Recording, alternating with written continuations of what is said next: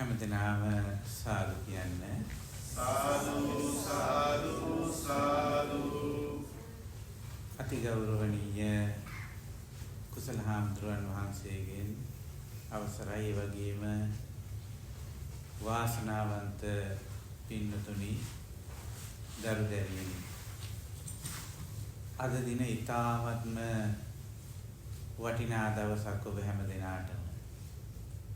ඒට හේතුව තමයි අපේ සෙන්සිනාටි දහම් පාසලේ දරුවනුත්, ඒ වගේම කොළඹස් දහම් පාසලේ දරුවනුත් සීල සමාදානය වෙනීමට බලාපොරොත්තු වෙනවා වෙසක් පොහොය නිමිති කරගෙන.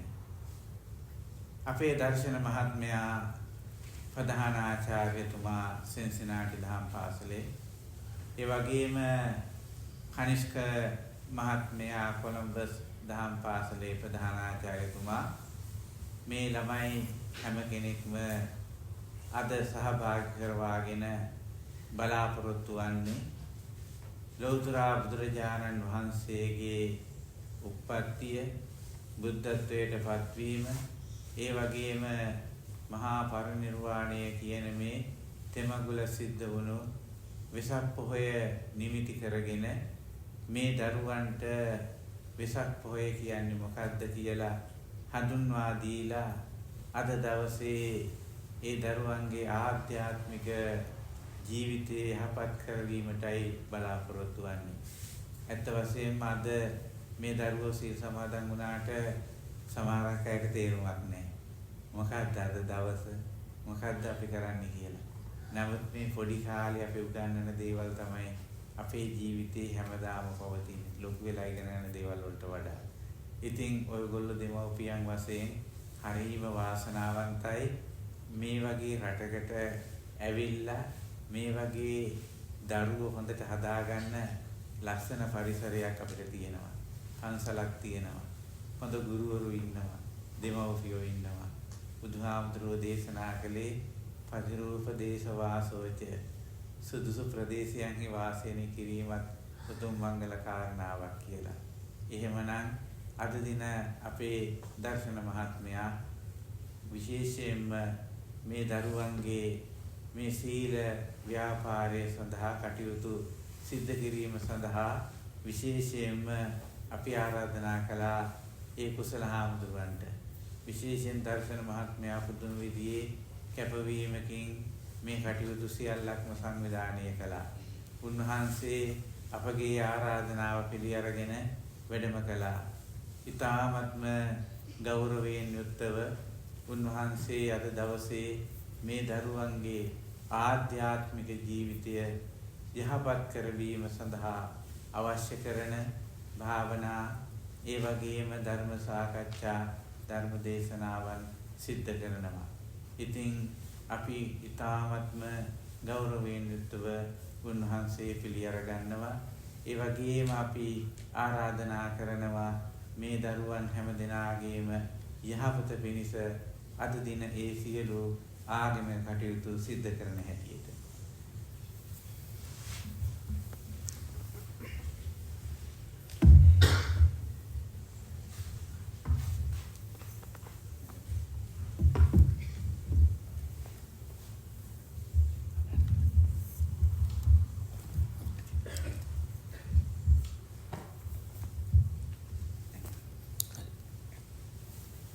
Good morning. Are you smiling? Some of you are. We are so happy to see you after 11 months. It's been 11 months. Who were here before in my previous session? Most of you were here. Wonderful. All right, so let us begin with precepts. Could you please bring your palms together and say Namo Tassa 3 times.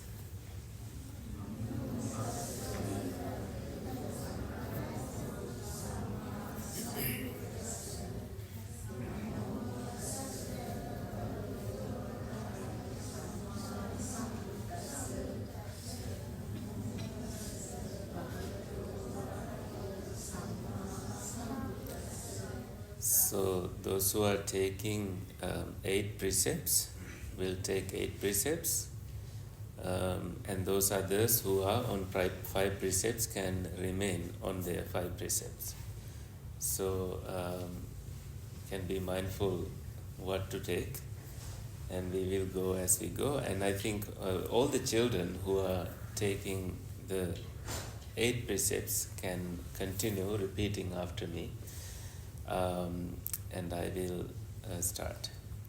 So all you are doing is taking 8 precepts that you will maintain until the end of the program, and I will explain what they are. Last time you had papers printed. This time you don't need them. You can just hear what I say and repeat after me, okay? Could you please bring your palms together again? Repeat after me. Buddhang saranang gacchami.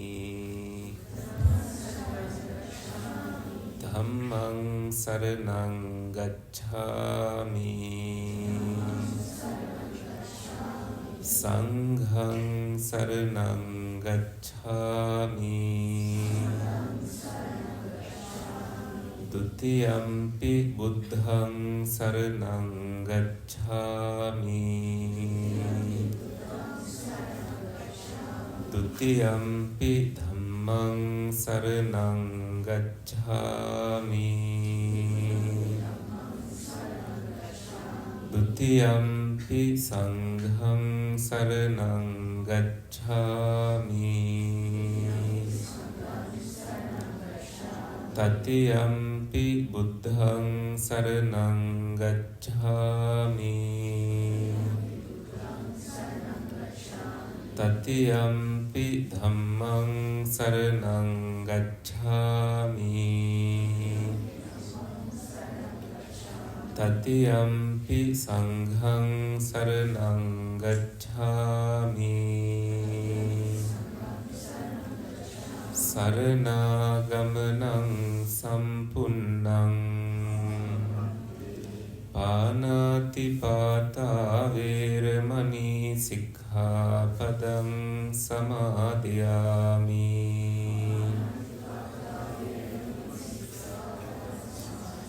Adinnādāna veramani sikkhapadang samadhiyami.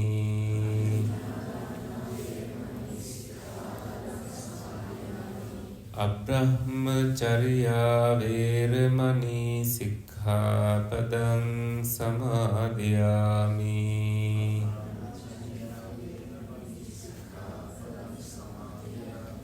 Musavada veramani sikkhapadang samadhiyami.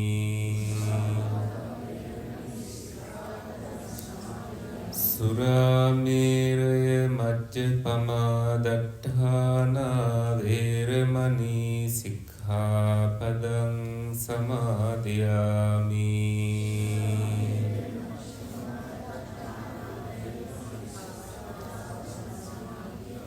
Vikala bhojana veramani sikkhapadang samadhiyami.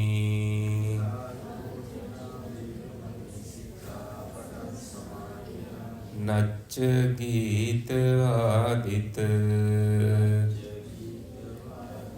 visukha dassana māla gandha vilepana dhārana mandana vibhūsanatthāna veramani sikkhapadang samadhiyami.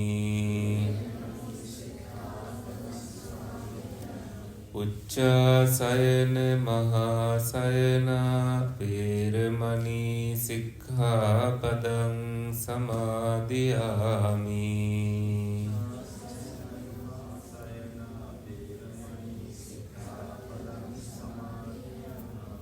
Imani atthanga silani samadhiyami.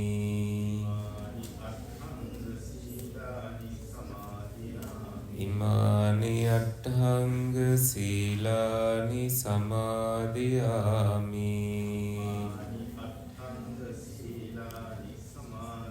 Imani Attanga Silani Samadhiyami.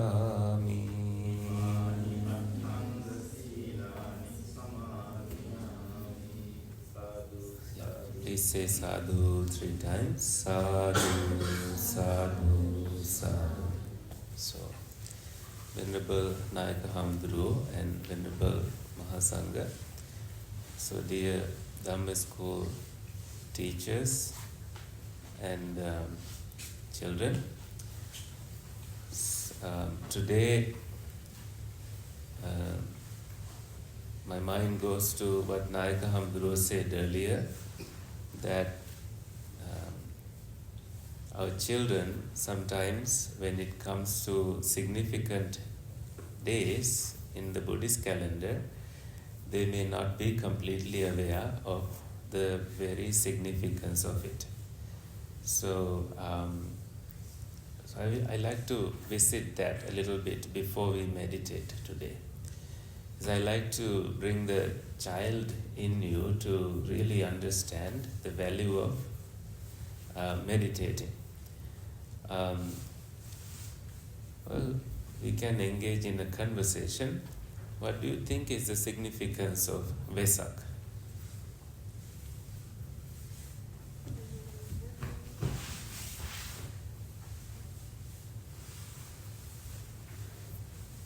Why are we giving so much attention to it? Yes? It's the day when Buddha was born, attained enlightenment, and passed away. There you go. You got the answer, right? It is the day, say the full moon day. It's not exactly the same full moon day every month. It could change, but yearly it changes. It doesn't matter, but in every month, you know, there is a full moon, right? On May full moon day is the day that these 3 significant events took place. This is talking about the historical Buddha. He, as a child, he was born on this significant day. And he began meditating, and then he became the Buddha on this full moon day. All night he meditated and he realized he attained the highest knowledge. And then when he passed away, he chose to pass away also in May on the full moon day.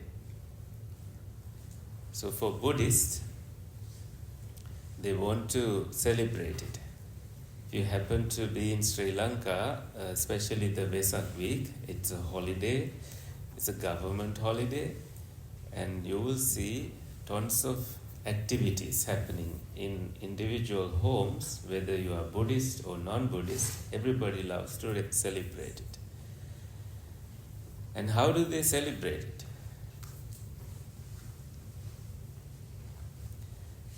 Yeah? Yes? Yes, they make Vesak Kudu. So Vesak, the term keeps coming. What is the meaning, really? What is the meaning of Vesak? Why is it called Vesak? I assume most of you may not know, so I will answer that question. Vesak is the name of the month, Vaishaka.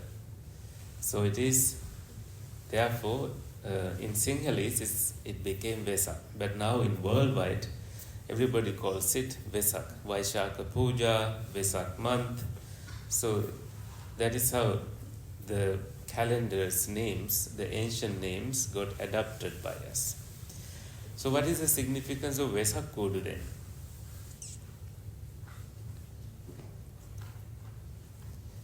Have you tried to make one?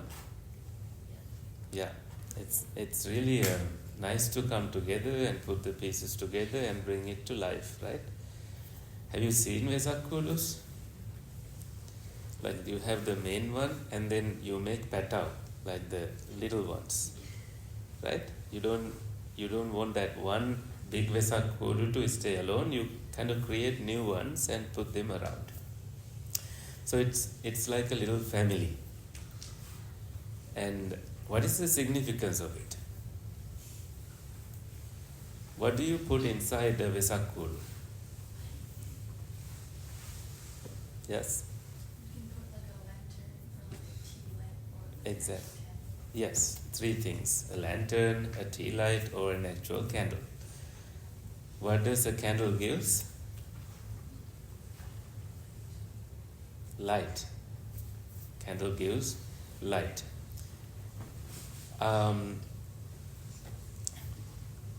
What if we didn't have light right now in this room?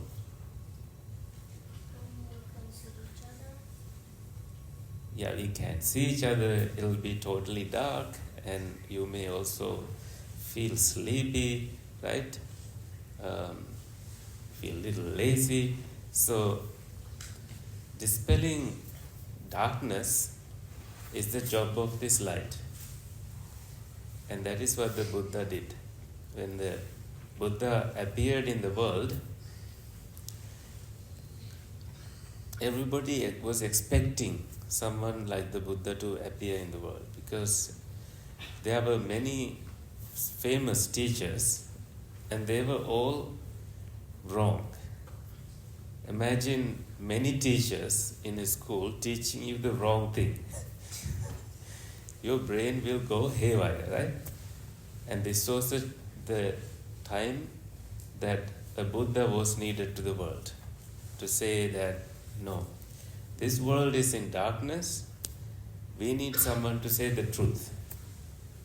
So Buddhism has so much attention given to the truth. So Vesak lanterns, they dispel that darkness like the Buddha did. So any little teaching of the Buddha speaks to your wisdom. Any wise child, intelligent child, or any intelligent person, when he hears it, he knows that this is the truth. When you know the truth, nobody has to tell you that it is wrong, because you know by yourself, your own understanding, that what you know is true. It is that powerful. So the Buddha appeared and he became super famous. So when you look at monks, you try to visualize the Buddha in your mind, right? Oh, this monk may have looked like the Buddha. Don't you do that?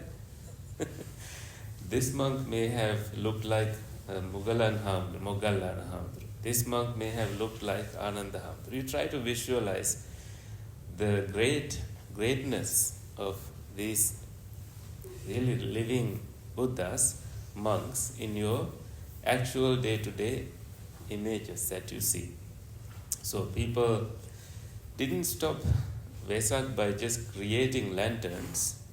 They wanted to celebrate everything about the Buddha in the whole month. What you will see in Sri Lanka is Vesak pandals. Have you seen them? These are called Torana. Really huge pavilion with artworks and sometimes thousands of lights. And they invite people to watch this, and each Torana, each pandal has a story from the Buddha, from his life or from his previous lives. The previous lives are called the past stories, jatakas. So jataka stories will emerge in a Vesak Torana, and someone who has poetic skills gets a rabana, the little drum-like musical instrument, and get on the mic and start saying poems describing what the story is. And people love to listen to it. People come from many villages, from distant places to see this, and they don't want to leave all night. And as this is happening, as everyone is going from one place to another, like one Torana to another, one big Vesak Kodu or Vesak, now they have Vesak Kalapa. Kalapa is a huge area where people bring their artistic talents and make Vesak lanterns, so people come to see them. So one place to another, and in between these places, you will notice that free food is being given. Very delicious. Free food is being given. You can't eat all of that. And in the start of the week, huge lines can be seen in front of these food stalls. And giving of food gives, makes relationships. It's generosity. And let me explain it in a different way. One of you may say that, I have never received a birthday gift. But I will say, you have never given one. That is why you are not receiving. You see that theory? If you give something to someone, you immediately make a connection with this person. I mean, not in a creepy way. You need to make sure that your intentions are pure. And then that person who receives it from you kind of builds this friendship. And next year when it comes to your birthday, they will return the favor. They will give a gift to you. So you see, practicing generosity is ingrained in that culture. Sharing food. So nobody goes hungry. They put a Buddhist flag and they stop your vehicle and force feed you. It has come to that now. They force feed you, or they give you all the belimal drinks or fruit juices or kanda or manioka, or anything that is a local delicacy. They love to give it for free. And it's not one person's job, it is many people coming together to share. So in Vesak, it's festive that way too. And then there are Perehara, processions with elephants, with cultural symbols, and all of these are honoring the great Buddha's appearance and his passing away, his teaching, and his contributions to the world. People are trying to keep the tradition going. If they didn't do it, it will die. It will be the last generation and no one will be there to continue it. So when it comes to children, we don't want you to be the last generation. Therefore, we teach it and you take it and you remember what it was like to celebrate Vesak, and you try to get the feeling every time, every year in the Vesak month. So before I go any further, let me also go back to the child Siddhartha. Do you know he began meditating when he was just 5? He was only 5. And he was sitting under a tree, and when there is a tree, there is a shadow of the tree. The shadow was always directed to him, according to the literature, like a miracle. Like sometimes when the sun turns, the shadow takes a different direction. But for some reason, this prince, the little boy, was being protected. And he was observing what was happening while he was seated. This was on the day of that plowing ceremony. Everybody was in the paddy field. He saw the food chain, that insects getting eaten by reptiles, and then birds catching them, and then birds are being caught by bigger birds. And then how the cycle goes like that. Worms be picked by birds, and this is endless beings who are helpless becoming food. It was like wow, this is scary. When you look at something like that with detail, with attention, it gives this impression to your mind that there must be more to this. So he wanted to discover the truth behind all these things. He was very inquisitive. Having looked around, he can't find the answer. He decided to look within, inside of him. When you look within, you can see how you deal with it in one way. So he started observing his own nature. He is safe right there, and his mind went to a deep meditation. And he was levitating as a child. That's what the story tells. That's what I learned, and I was so impressed by learning that. So we will see how many of you are levitating today. Okay?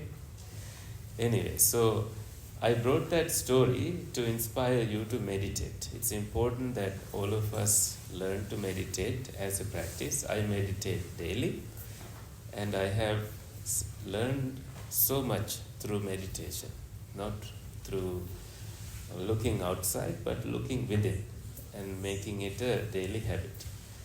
So, but I know the problem is for us, I am seated in a chair and you are seated in this cushion. For me, I can sit hours comfortably, but for you it's difficult because this is not how you sit at home every day, right? Most of you may struggle with your sitting posture. Therefore, I ask you to break the rules and change your posture anytime. You don't have to suffer with your posture, okay? And sometimes I also teach meditation, asking children to lie down with loving kindness meditation. Not sure if we have the space to do that, but I would love you to do, really feel comfortable in your body, because you've already been listening to me for 20 or so minutes. If you have room, parents don't have to do that, children. Try to let's stand up first. So you kind of start to stretch and get the body's blood flow going. Yeah, I will stay seated. Try to stretch. Yeah, stretch as much as possible so that all that blood is circulating and you feel very relaxed. Because the purpose of meditation is to really gain tranquility. For that, you need to bring your body to a resting position. Really try to wake up your body now, completely. Okay. Yeah, if you want to cough, feel free to cough. Even during the meditation, you got to do what you have to do. And if you have to say something to someone, feel free to say that too. Except in meditation, I think remaining quiet will be useful to you. But if you make a noise, we will be patient, we will tolerate it, no suffering in our mind. It is what it is. So those who really want to sit still, feel free to do so. Those who prefer to lie down, when you change your mind, you are free to do so. Okay? I will remain seated and I will guide you in this meditation. And when I get the feeling that we have done enough meditation, we will stop the meditation. I will get this meditation bell closer.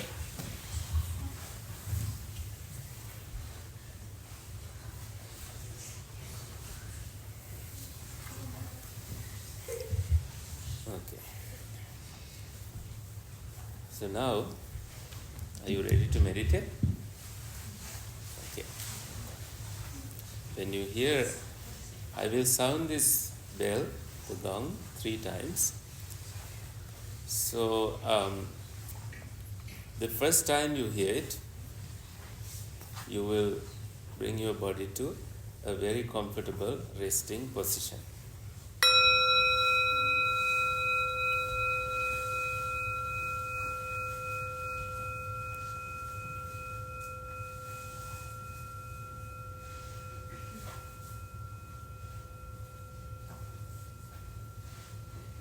And habitually, because we are meditating, you may also close your eyes, and you can do so with the next sound.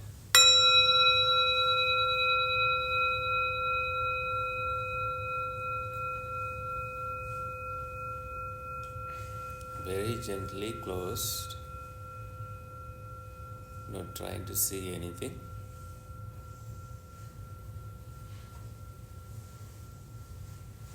The third step is very important, in that you are transcending any worries or any fears that you may have, any anxieties, whatever triggering you at the moment.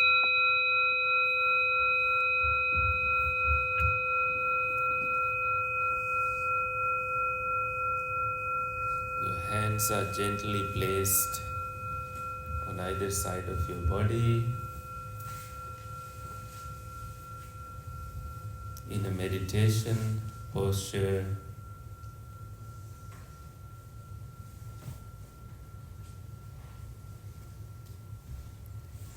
Now you are keeping an upright position, your upper back, mid back and lower back relaxed, and your neck is resting on your spine,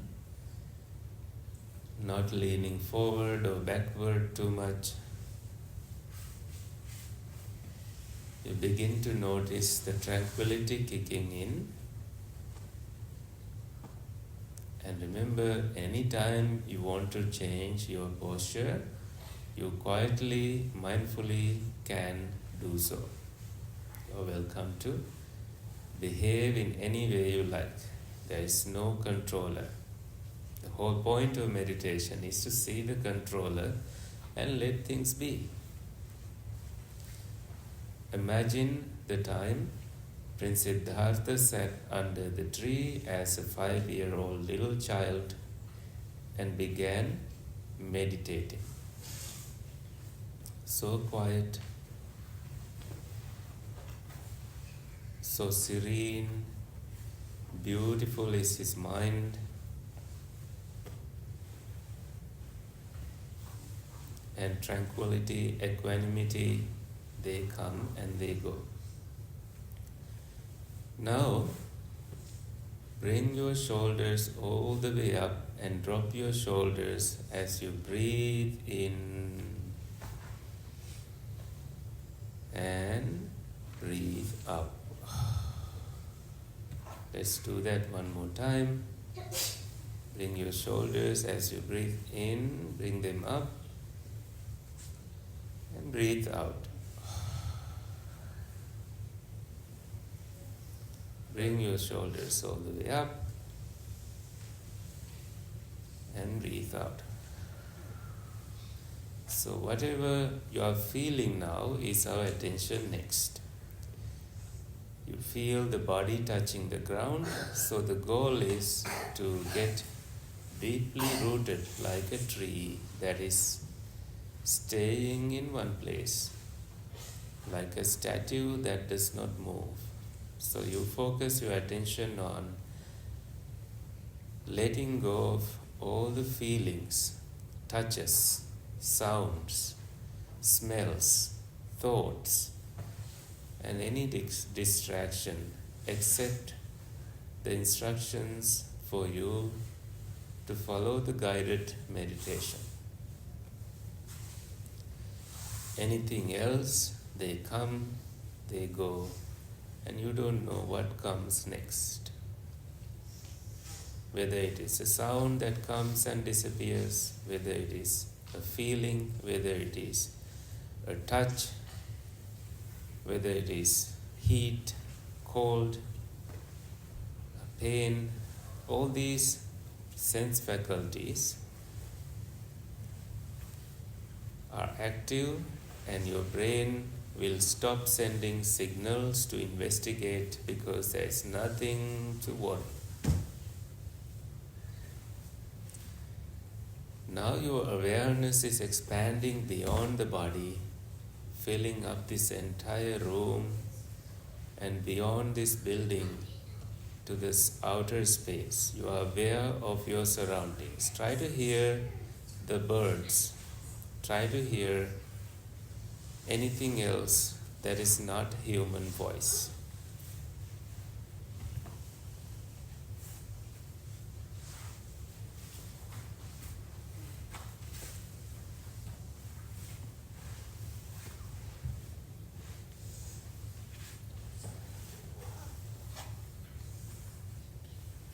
I hear the fan running, AC running. I don't hear birds yet though.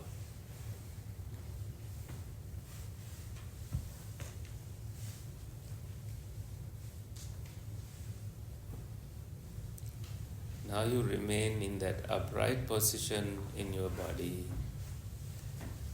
or in the most comfortable position that you prefer to stay. And quickly scan your body from head to toes. Your forehead, release and relax the muscles. Your face, release and relax, bringing a gentle smile to your face. Follow closely, mindfully the instructions, and you will quickly gain so much tranquility. And your eyelids are very gently closed, not pressing against each other. The thousands of muscles, they are relaxed.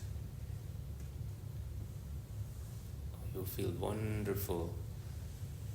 And then the top of your head muscles, they are released, relaxed. And the back of your head, your shoulders, your neck, your front of the body, the back of your body, sitting bones, thighs, knees, your shin bones, ankles, the toes and the soles of your feet, all are so relaxed. Move away from agitations now and allow the pattern of your in-breath and out-breath to be revealed to yourself. There is this pattern that you can notice, the rhythm. Discover it and add a little bit of wisdom there and think that, oh wow, this breath is happening now, not in the past, not in the future. This is an easy way to navigate.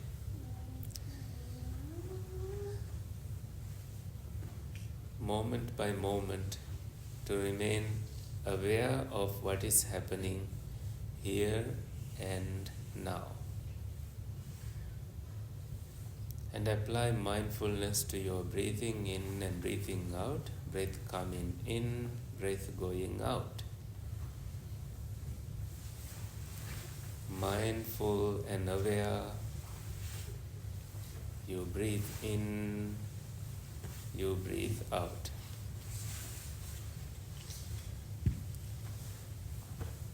May I be well and happy. As you hear these words, please bring up the corresponding thought in your mind to lighten up your mind with loving kindness and mindfulness. May I be well and happy. May I be free from danger and harm. May I be free from suffering.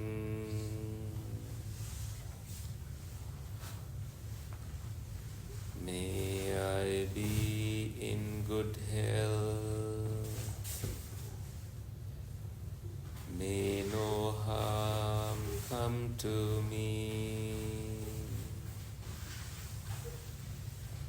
May I be well and happy.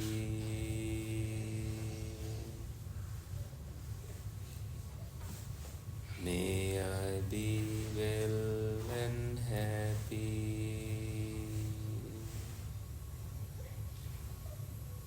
May my parents and siblings, spouse and children, friends as well as enemies,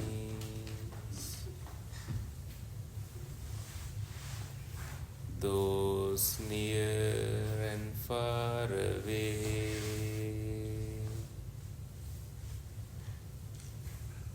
those seen and unseen,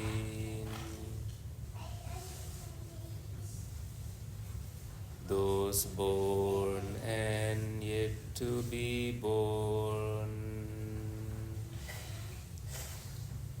may all beings be well and happy. May all beings be free from anger and jealousy. May all beings be free from hatred and cruelty.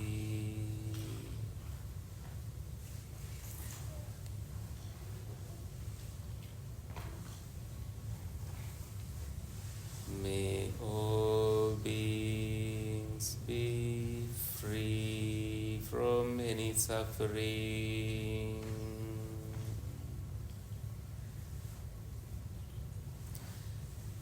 May no one despise another being.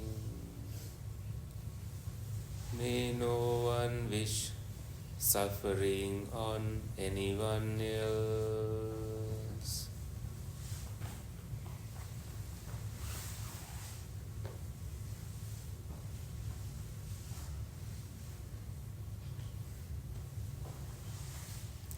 Like you are petting your pet, may you be able to give love to all humans and non-humans, those in woeful plains. May all heavenly beings be well and happy.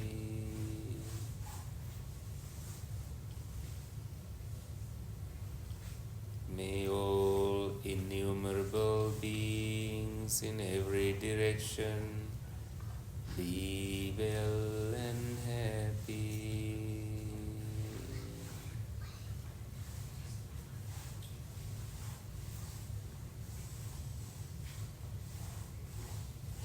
Now notice how subtle your breath has become, and however subtle it becomes, notice it.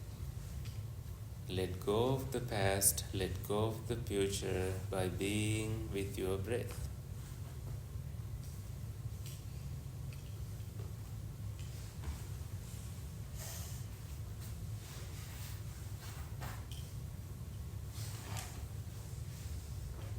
No noise angers you, nothing disturbs you, because your mind is now free from agitation, free from anger, free from fault finding. You are patient, you just let things come, let things go. There is no anything that can make a footprint in your peaceful heart.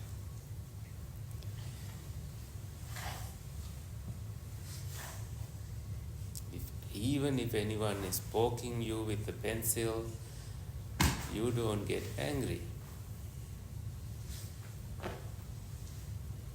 It it is that much change you experienced in a moment of practicing loving kindness to yourself.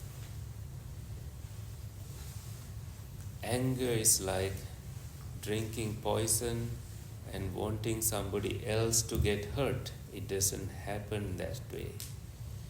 Anger is like taking some charcoal to your hand and wanting somebody else to get burnt.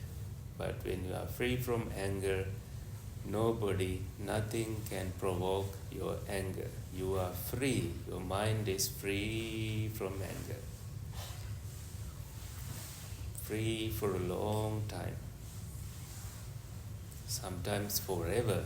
That will be wonderful and liberating and so different for a child to experience. That's what the Buddha came to this world for.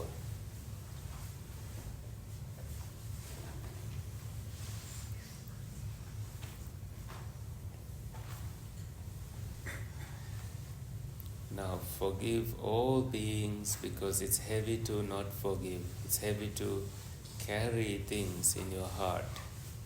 To free your heart, you just let things go. Forgive all the mistakes in the past by you and by others.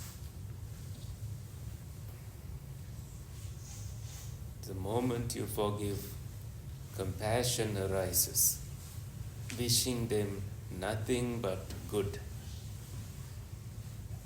health and well-being.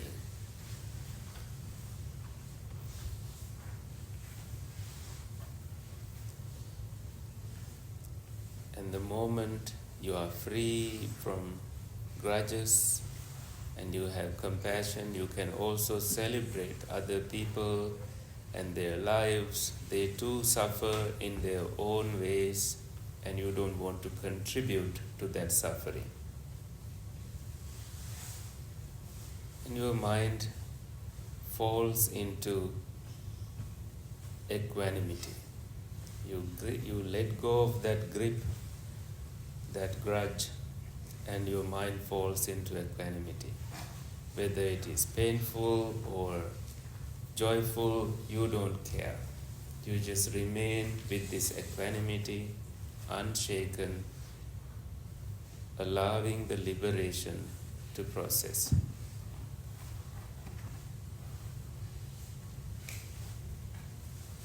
Now notice, where is your smile, where is your breath?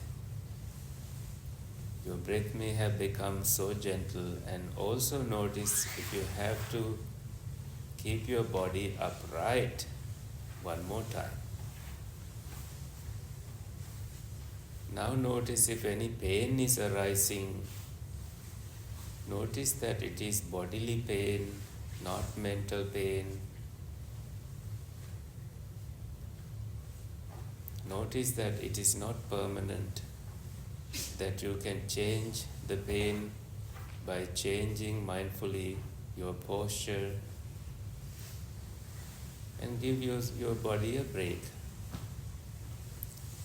And come back to your meditation posture again and continue with me. And that is how freeing meditation is. There is no attachment to the posture. There is only wisdom. Wisdom being developed is so liberating. Notice the pain disappearing.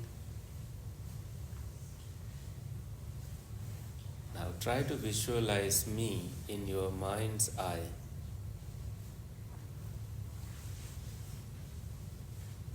Try to visualize the Buddha in your mind's eye. Which one comes first? Try to visualize a friend in your mind's eye. Either me, the Buddha, or a friend. What actually came to your mind? A dog, maybe? A pet? Somebody that you never thought? So the mind is that way unpredictable. Isn't that great wisdom? It is the truth. Truth is so liberating. So that is what meditation gives us. Now see something like anger. Do you see a person in anger or a process? Only a process. But you can't bring it by force.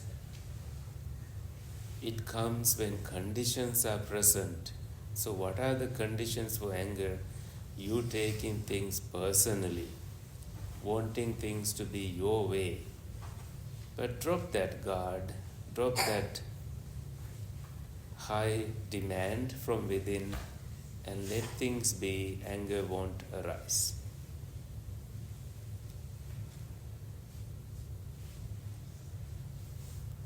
Try to let go of complaining, finding faults in others, wanting to seek attention, wanting to create a drama.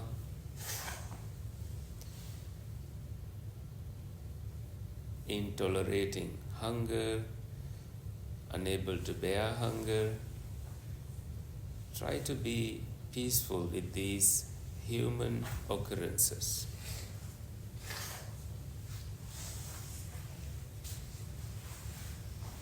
Now discover where your breath is again and come back to your breath.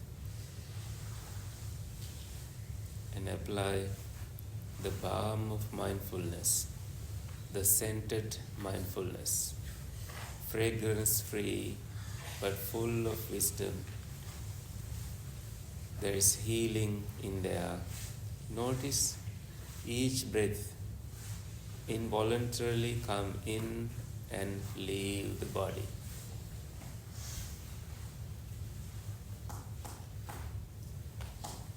Count up to 5 breaths. 1 in breath and 2 out breath. 3 in breath. 4 out breath. 5 in breath. And it goes on like that.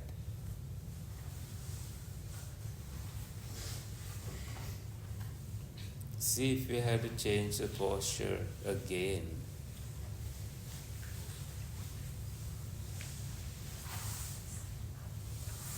You're welcome to do so.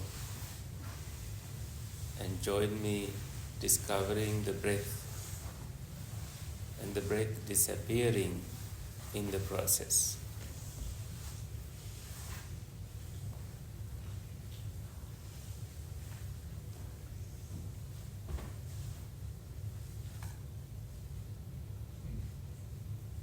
Now remain in this way until you hear the sound of the gong in a very short time. You stay with your breath, just gently noticing the patterns of your body's breath being revealed to you. You are just simply aware. Your awareness is as big as this room.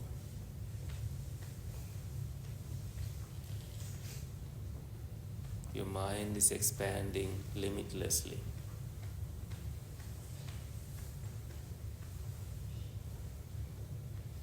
Beyond the body.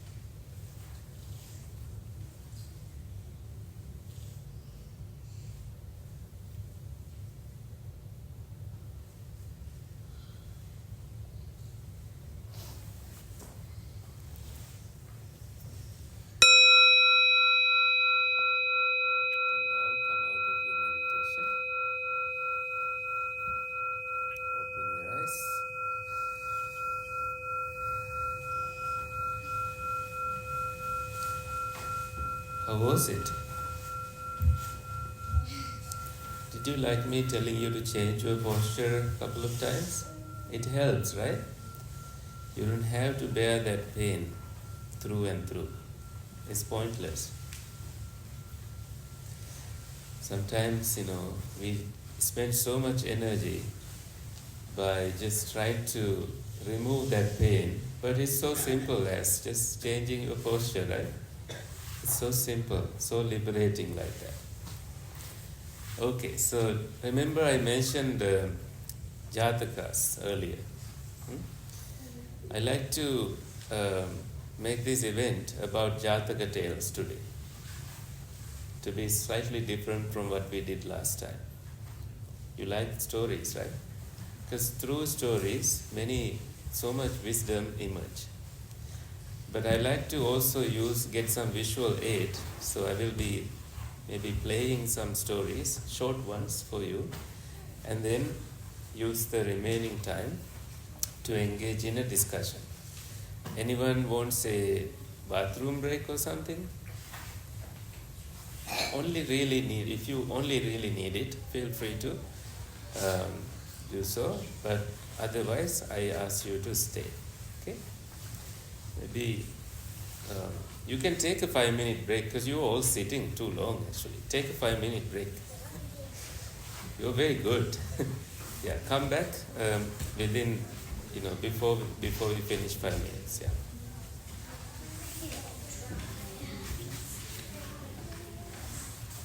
Feel free to move and stretch. It's so healthy to do so.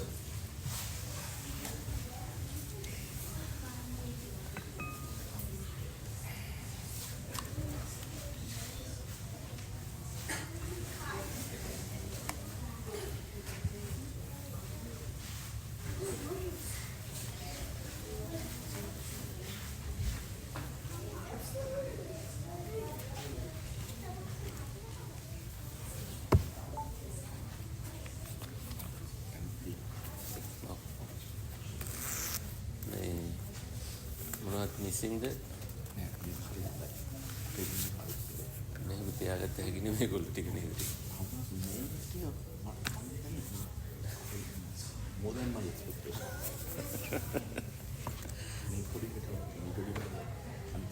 ඕනේ මම හිතුවේ නෑ සද්දෙට ඉඳී කියලා හිටියනේ හොඳලා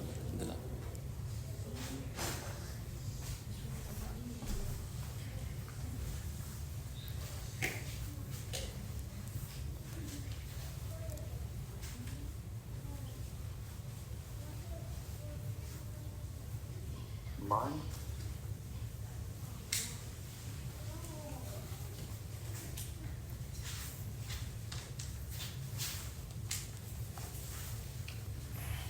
Can you see this from where you are seated? It's a very tiny screen though. Can you see what on the screen? Can you see, like, if I play something, do you think you will? I think you will hear it, and that's enough. Yeah.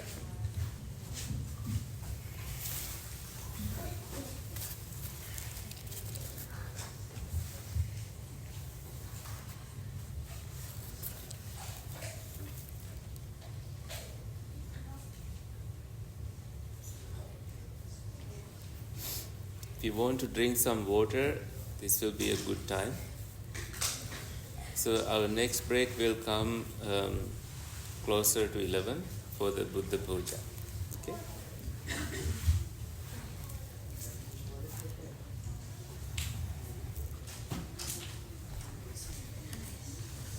So these plastic bottles, once you have done drinking it, you can take it home, squish it and recycle, okay? It's best not to leave it here because your mindfulness goes with you. It doesn't stay in the temple, okay? Yeah, please remember that you have these plastic bottles, okay? It's a very good habit to develop. I'm sure you all know how important it is to recycle these.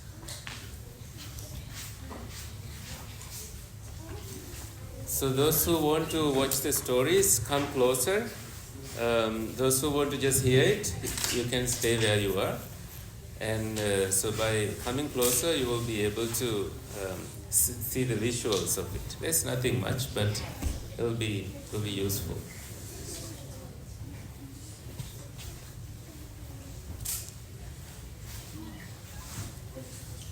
Shall we start? Okay.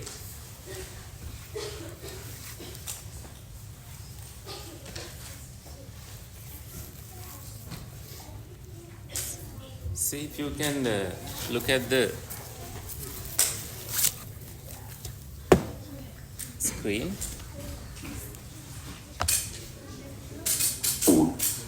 Monkey came across Panda sitting serenely in a mindful monkey, happy Panda. You hear it? One late afternoon, as Monkey was walking home from a long day at school, Monkey came across Panda sitting serenely in a thicket of bamboo. "You always seem so happy and peaceful," said Monkey.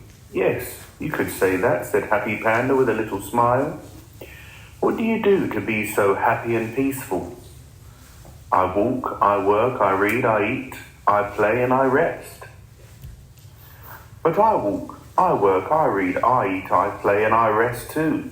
But I'm not so happy," said Monkey.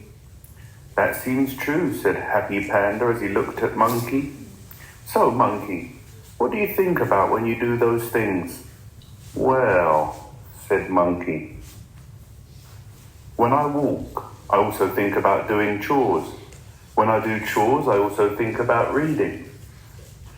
When I read, I also think about eating. When I eat, I also think about playing. When I play, I also think about resting. When I rest, I also think about walking." "Ah," said Happy Panda, "your monkey mind jumps from one thing to another, always to somewhere other than here, to something other than what you're doing right now." "Well, of course it does," said Monkey. "Isn't that what everyone's mind does?" "Well," said Happy Panda, "when I walk, I'm just walking. When I work, I'm just working. When I read, I'm just reading. When I eat, I'm just eating. When I play, I'm just playing. And when I rest, I'm just resting." "True happiness," said Happy Panda gently, "comes from bringing all your attention to whatever you're doing right now. There's no need to think about what happened yesterday. Yesterday's gone, over, done. And there's no need to worry about tomorrow. Tomorrow isn't here. But today is all around us. Bringing your mind back to this moment right here over and over again is called mindfulness." "Oh, I get it," said Monkey. "Mindful, like your mind is full of the present, full of right now. That's definitely how I want to be." And at that very moment, Monkey started to practice mindfulness. Our life is shaped by our mind. We become what we think. Suffering follows an evil thought as the wheels of a cart follow the oxen that draw it. Our life is shaped by our mind. We become what we think. Joy follows a pure thought like a shadow that never leaves. But the wise, knowing what is trivial and what is vital, set their thoughts on the supreme goal and attain the highest knowledge. Those who know few scriptures but practice their teachings, overcoming all lust, hatred, and delusion, live with a pure mind. In the highest wisdom, they stand without external supports and share in the joys of spiritual life.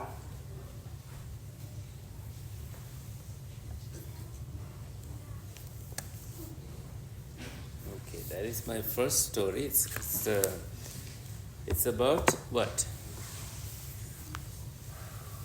This is going to be a life lesson for all of us. Yes? It's about mindfulness. What did you learn about mindfulness? Yes?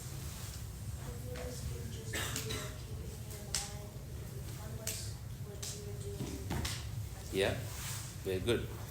Bringing your attention to what you are doing right now. So what is the mind full of? Yeah. The present.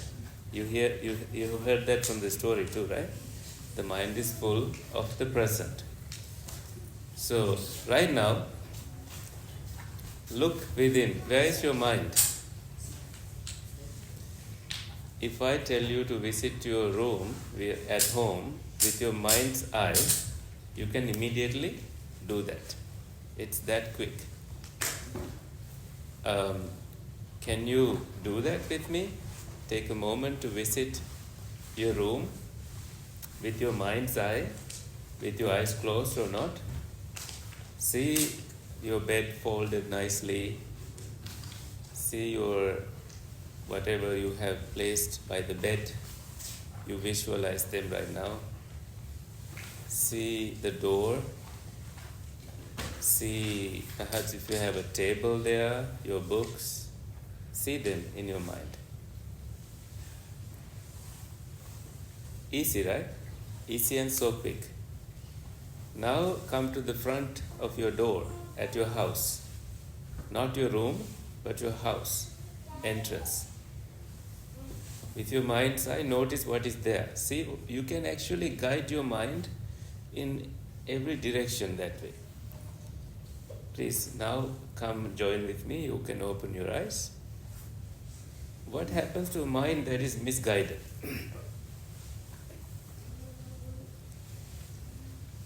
And that is the mind in darkness. You know, mind can get hijacked. Hijacked by what? Hijacked by, yes. Negative thoughts and emotions. Two things. You? What did you say? Misinformation too. Really true. Yes. Negative thoughts and emotions and misinformation. Anyone from this side? Mind can get hijacked by insults of others. Mind can get hijacked. What happens? What happens when you get hijacked mentally? That same room, you shut your door angrily and you just think about it again and again and again. You can't even count how many times you go over and over again. Suppose I tell you, you are a donkey. You go home and you think about it again and again and again. You think about it. Do I look like a donkey? Do I eat like a donkey? Do I run like a donkey? How many times is that? How many times? Yeah? 3. 3 times. How many times I say that to you? Only 1 time. You see how your mind got hijacked? It is that, yes. So it like amplifies the... Yes, it amplifies your thoughts. If you drop your guards, what happens? Mind takes over. It does not have any specific direction unless your wisdom is guiding it. For your hands, you have a specific way they behave, right? Your feet, there's a specific way they behave. Your eyes, there is a specific way they behave. But with your mind, if you get preoccupied with things, anything that makes your mind impure, like with this hand, if you touch anything dirty, what do? You wash your hands, you feel clean. What happens with the mind? Can you touch dirty things with your mind? You obviously can. That is our biggest challenge in life. We live in a world where the mind can catch on to things. And this is This keeps happening as long as we are alive. Okay. When we are facing a challenge time, like that, what are the resources, free resources available to you? Can you meditate right away? Maybe not. Because meditation needs a cleaner space in your mind. So I would not recommend it right away though. But you can do other things, like what? Anyone? To bring your mind to kind of free up. Can you exercise a little bit? Jump? Yeah? Something you enjoy doing? Something wholesome. Because there are kind of wrong ways to enjoy too, right? Like indulging in computer games, well, it is enjoyable, but not doing it too much, right? So, you can also do a nature walk and the mind begins to. Also, one important thing, give yourself some time. It doesn't get cleaned straight away. Give yourself some time. Time solves all the problems. There is one more thing. The Buddha said, wisdom, yes? Talk to someone, of course. And if you don't have someone to talk to, you give yourself good company.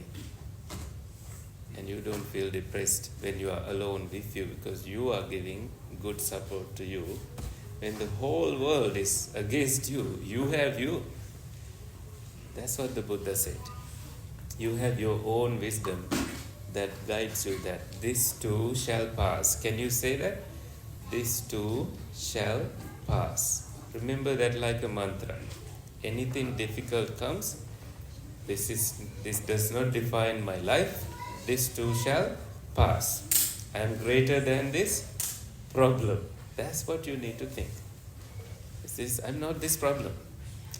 Imagine if I gave up with one problem I had, I will be eliminated when I was very small. It's like that. But I took to my mind, this is the wisdom of the Buddha. Can you say this again? This too shall pass. What's the meaning of that? This too shall pass. What's the meaning of that? Yes? Like problems and anxieties are temporary. Yes, they don't define us. They are temporary. They come. Do they stay forever? No. That is the prajna. That is the wisdom that the Buddha taught us. Isn't that a truth? It's a truth so liberating, isn't it? That's why the Buddha is so significant. He brought that truth to the true experiment, that we all could experience it. Same with the insults that we hear. It's part of life. The Buddha said, Natti loke anindito. There is no one in this world who is never insulted. He said it's an ancient secret, ancient tradition. Even the Buddha got, if you get insulted like the Buddha did, you will not be alive today. He was subjected to so much insult in the world. What helped him? His own prajna, his own wisdom. So Buddhist kids, cultivate that prajna, cultivate that wisdom. And Vesak is about prajna. Can you see that in your own mind? Vesak is about liberating your mind with prajna. Prajna, the English word for prajna is wisdom. Right? Wisdom tells you that the past cannot be edited. Can you edit anything from the past? You say something wrong, can you go and edit it? It's gone. But right now, you don't have to ruin your present moment by worrying about something that happened 10 years ago. It has already happened. Same with the future. Okay, suppose you all, because you all go to schools, you have to make a big presentation. I say it all the time because it has helped me so much. Now, you close your eyes and you start to feel anxiety kicking in. Right? Anxiety creeps in out of nowhere. And you try to use the wisdom. This too shall pass. It helps momentarily. And you also now begin to prepare for the presentation. Instead of giving too much time to worrying about it, now you are productively using your time to really direct that mind energy to a positive thing. You have this anxiety because you want to do better. Wisdom. You see that? You have this anxiety because you want to do better. You are creating an image about that classroom. Instead, try to use something like law of attraction. How do you do that? Take a piece of paper and write, oh, this is that girl who did the best presentation in school. Look at her. This is that girl who spoke so eloquently. This is that girl who made us laugh. That's law of attraction. You have an image of you that is other than the image that the mind is trying to feed you. Can you see that? You face it with that wisdom. It's not what your mind, I said the past cannot be edited. The future, sometimes what you try to imagine has not even happened. But how can it give us anxiety? It has not even come yet. How can it give us this anxiety? This is the way the mind creates a very narrow tunnel through which it tries to indulge in, because it's subjected to these abuses here and there. If we go through it without us knowing, it's really not in your conscious place. Sometimes it just happens, not because of things in the present life, because the Buddha teaches, because of the Jatakas, you hear that many previous lives we went through many anxieties. Can you believe that? Some of our genetic bodies are prepared for it, some of us not quite.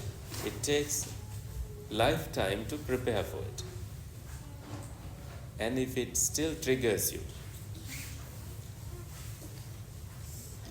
give your 100%, and that requires mindfulness. To give 100% requires mindfulness. To remove yourself from the distracting mind, if you have to do this, you just prepare, and then nail it. And use law of attraction. This is that girl, this is that boy who gave the best presentation mind. Repeat that to yourself again and again. Visualize it. This is her walking in this floor. Everybody will be remembering you that way. Give it to you. You deserve it. That's the way you change the direction of your mind. That's how powerful, when the mind well tamed, well used, well directed, it gives the greatest happiness. Chittan dantam sukhavaham. When the mind is, the Buddha said, Manopubbam gamadama. In this story you heard, mind is the forerunner. Mind goes before anyone else goes. That's the way the mind is. Know the hidden power of this mind. That's where the Buddha focused. He said, Atitan anusochanti. Past cannot be edited. By grieving on the past, nothing happens. Nappa jappanti nagatam. Future is as yet to come. Why worry about it? Pachuppanne neyapenti. Look what is happening now. What happens, happens. Is it you making it happen? No, it's the Paticca Samuppanna incidents, causes and conditions coming together. And do you only see coming together? Don't you see it vanishing? Yes, things come together and disappear too. That's what you need to awakened into. That's what made the Buddha the Buddha. He realized what exactly is happening in the mind. Right? Whether you are eating, sleeping, he gave the fullest attention to it. His mind eventually eliminated so much of drama, impurities, and those consciousnesses weren't even arising any longer. He was becoming gradually free until he had nothing more to be done. So when I say causes and conditions arising, what comes to your mind? Yeah? Let's just say we're talking about an event that occurs. There needs to be like specific things that happen. Where you are, how it is, who and what is Yeah, wrong. yeah. Those are some events. Exactly. When an event occurs, you know what is involved with it. And let's pinpoint to details of it. Now you see me. This is an event. You see me through eyes. And you visualize me in your mind. And that's what you see next. It's not always this person seated here. A little bit of wisdom there, right? And with that wisdom, if you are not conscious when you are looking at me, can you still see me? There's the wisdom. You can stare at me but not create a mental event, because you are not giving that attention, giving that mind's attention to me. And that way there is nothing goes visually to you. So you see that process too, the internal process coming into being and momentarily disappearing.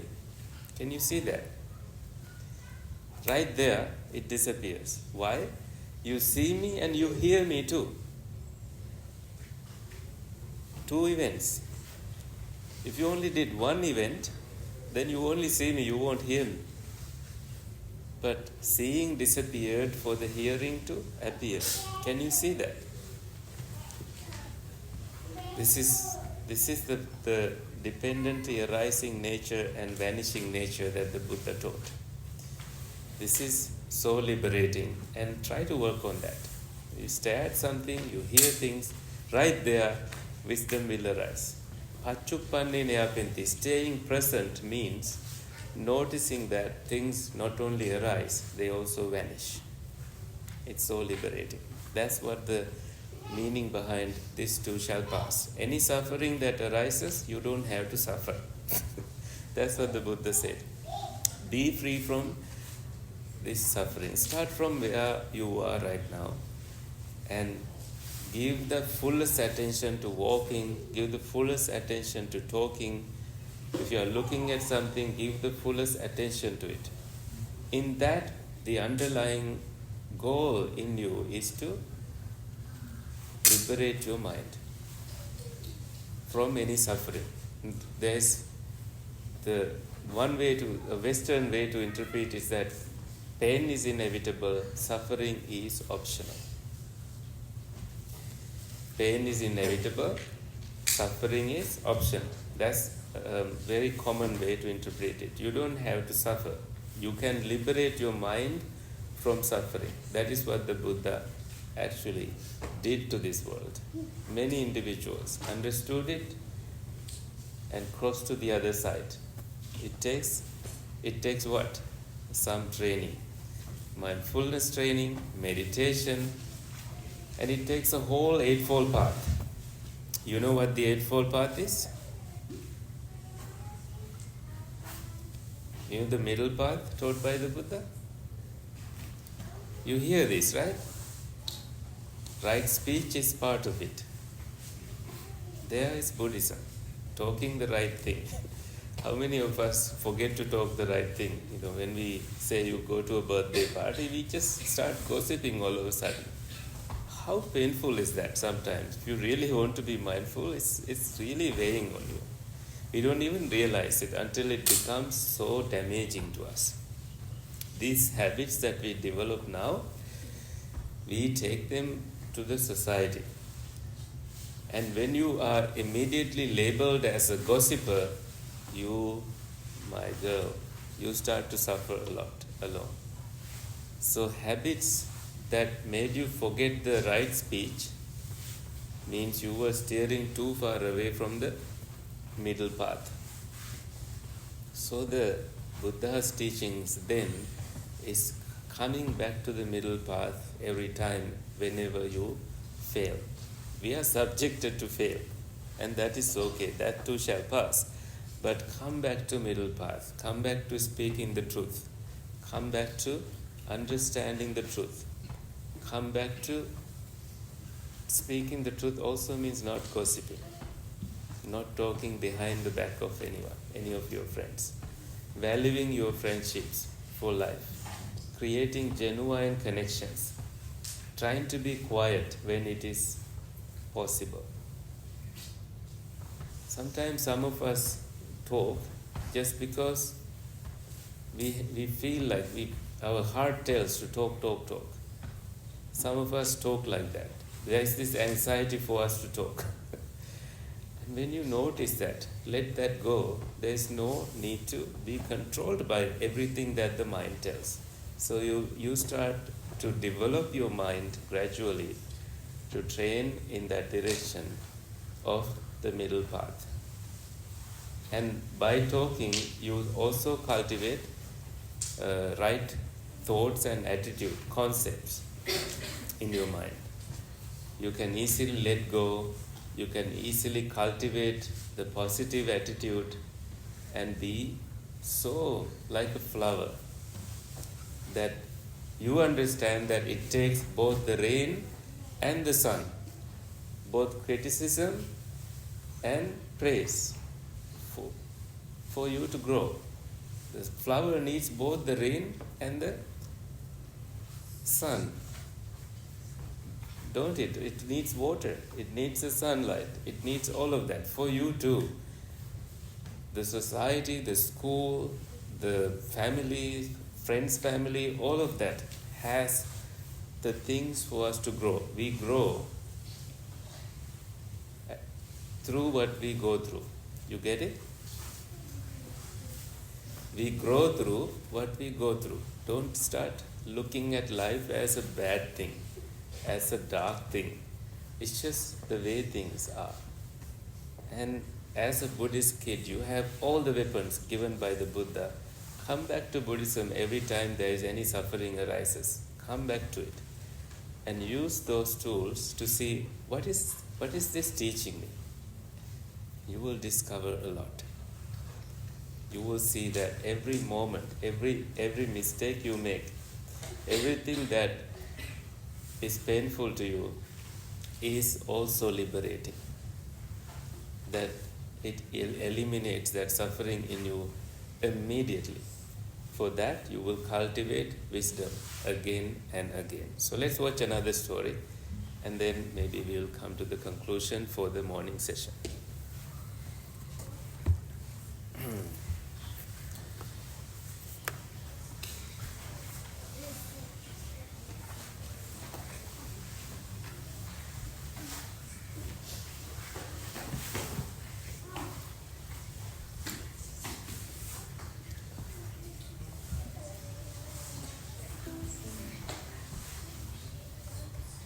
Who's ready to hatch some cool pets?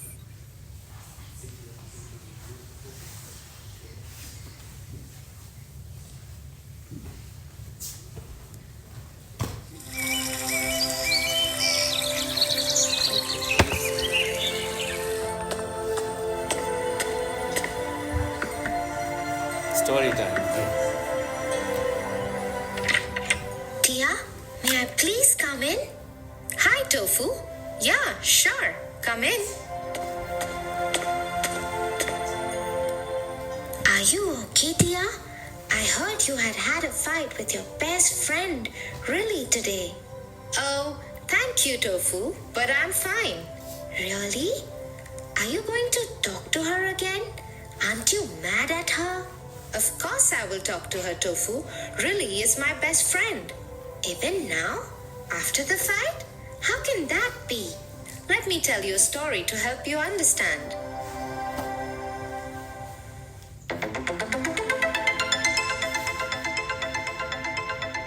Just ignore the drama part.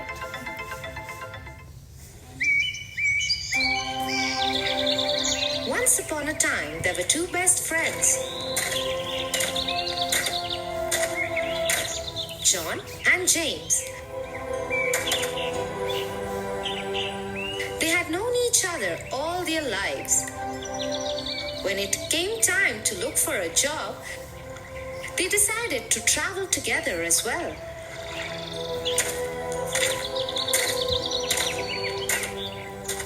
Their travels took them across the harsh desert.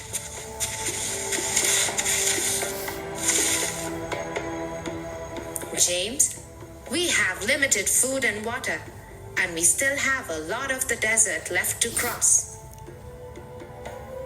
We should conserve our supplies. But I want water.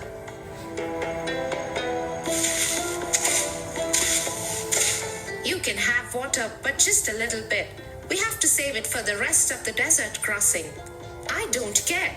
I am sure we will find an oasis ahead somewhere. We can't be sure about it. We must save our food and water. Before they knew it, the two friends were wrestling each other for the water bottle.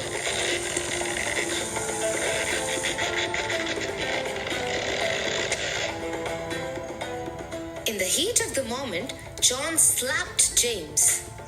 Stunned by that, both friends stopped fighting and decided to keep walking on. Before moving on, James bent down and wrote on the sand.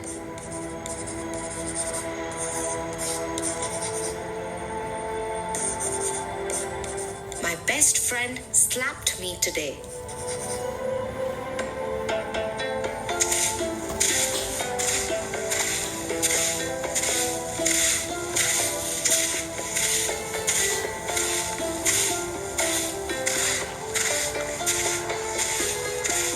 After a while, they came upon an oasis and were very happy. They refilled their bottles and took a bath in the water.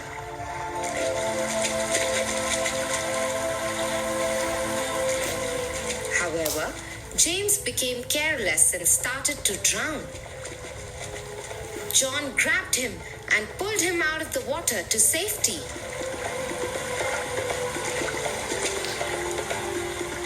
Thank you, my friend. I owe you my life. Don't worry about it. Let us rest for some time and then we will resume our journey. The two friends slept for some time. When they woke up and were ready to leave, James wrote something on a big stone. What are you writing, James? When you slapped me, I wrote in the sand that you slapped me. The winds would have blown that away by now. But when you saved my life, I wrote it on the stone so that nothing can erase it. Both friends became overwhelmed and hugged each other. James chose to remember the good things about their friendship and forget the bad ones. Correct. Hence, Riley and I won't stop being friends even after a fight as bad as today's. That is what you do in friendship, Tofu. And in relationships too. Yes, in relationships too. Let's go.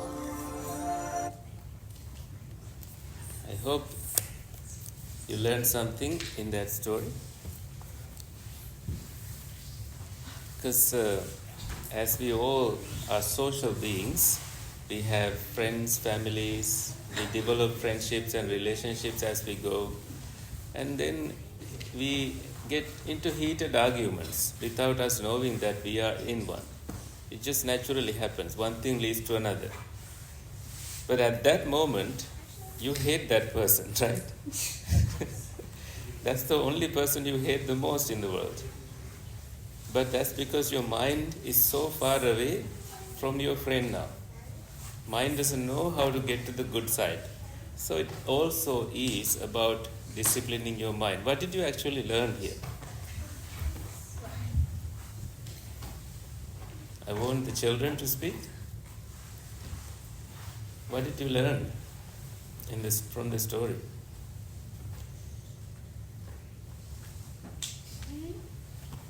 Yeah?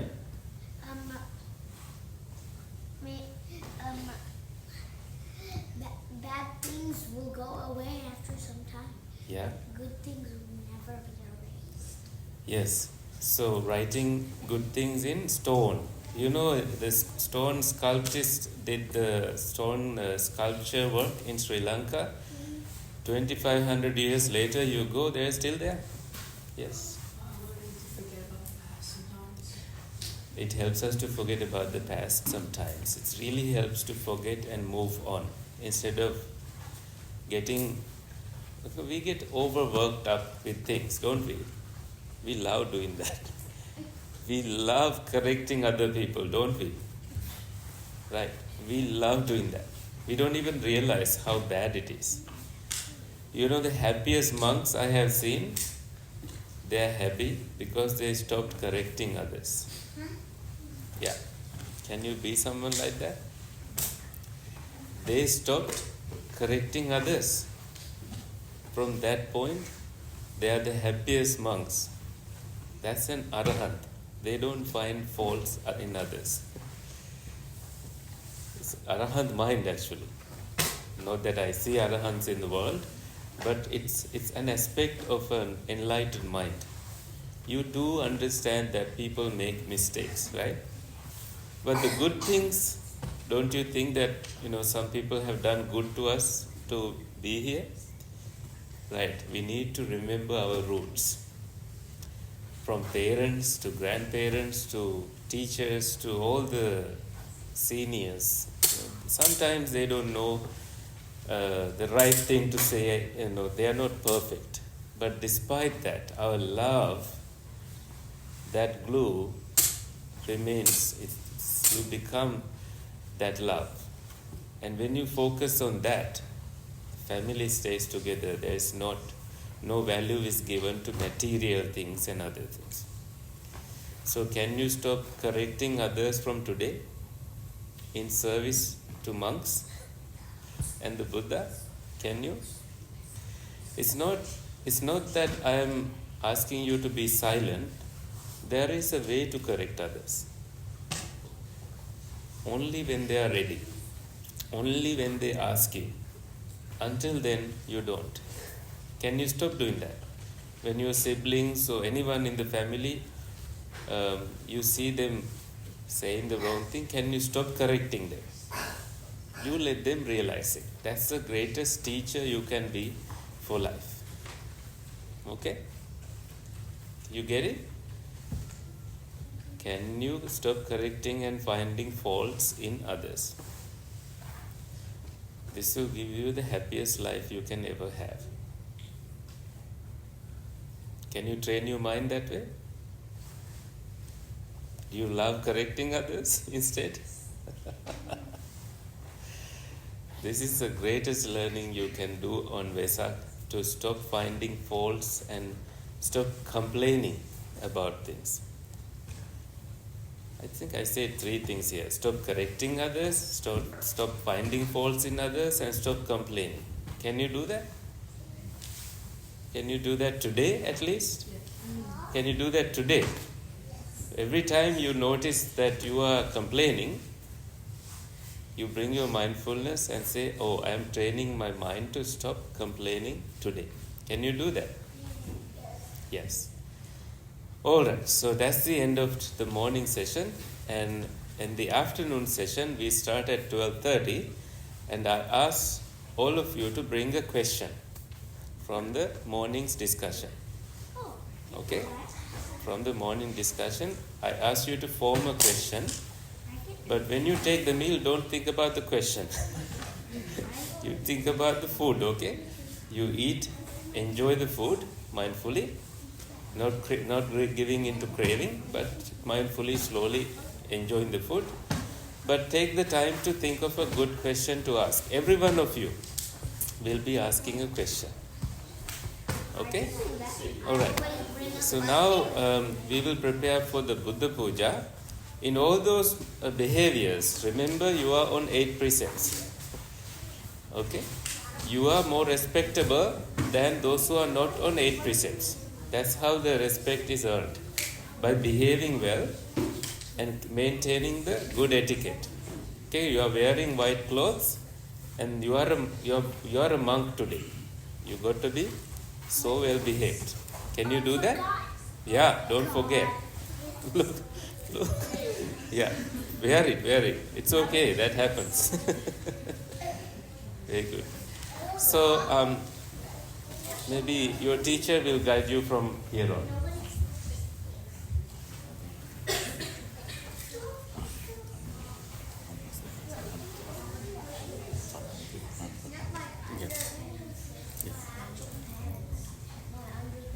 So, maybe you can stand up and start mindfully walking here and there.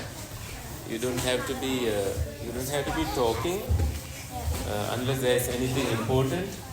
Remain quiet, so you don't have to. But wait until the Buddha Puja arrives, and we will do the Buddha Puja at that moment.